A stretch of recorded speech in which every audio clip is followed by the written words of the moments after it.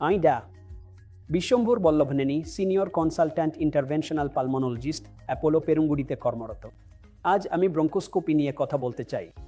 Bronchoscopy নাম থেকেই বোঝা যায় ব্রঙ্কাসের ডিশায়ন। স্কোপি মানে হলো এটি একটি প্রক্রিয়া এবং ব্রঙ্কাস হলো শ্বাসনালীর পরিবাহী গাছ বা শাখা প্রশাখা।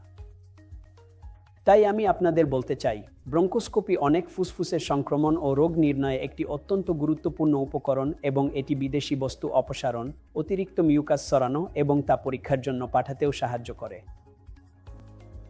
ব্রঙ্কোস্কোপি এমন একটি প্রক্রিয়া যা ডেকেয়ারে করা যায়। মানে আপনি সকালে ভর্তি হতে পারেন এবং সন্ধ্যায় বাড়ি ফিরে যেতে পারেন এবং বাড়ি ফেরার পর থেকেই আপনার স্বাভাবিক রুটিন বজায় রাখতে পারবেন। তাই আমরা চাই আপনি জানুন, সংশ্লিষ্ট বিভাগ যেমন অ্যানেস্থেসিয়া বিভাগ থেকে আপনাকে ছাড়পত্র নিতে হবে, কারণ ব্রঙ্কোস্কোপি করার সময় আমরা আপনাকে হালকা সিডেশন দেব। আমরা চাই না আপনি নাক দিয়ে টিউব ঢোকার কোনো অস্বস্তিকর অভিজ্ঞতার মধ্য দিয়ে যান, তাই আমরা আপনাকে সিডেট করব। এই সিডেশন সম্পূর্ণ নয়, তাই আপনার কোনো অস্বস্তি হবে না। একই সঙ্গে আপনি পক্ষাঘাতগ্রস্ত হবেন না, অর্থাৎ আপনার কোনো ভেন্টিলেটর সাপোর্টের প্রয়োজন হবে না। তাই একবার প্রক্রিয়াটি শুরু হলে এটি শেষ হতে সাধারণত 20 থেকে 30 মিনিট সময় লাগে।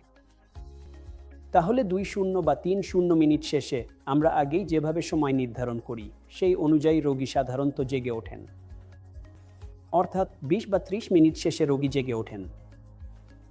তাই এটি গভীর সেডেশন নয়। আপনাকে এটা জানতে হবে যেন আপনি বিভ্রান্ত না হন, এটি কোনো অপারেশনের মতো নয় যেখানে জেনারেল অ্যানেস্থেসিয়া দেওয়া হয়। অনুগ্রহ করে জেনে রাখুন, এটি জেনারেল অ্যানেস্থেসিয়া নয়।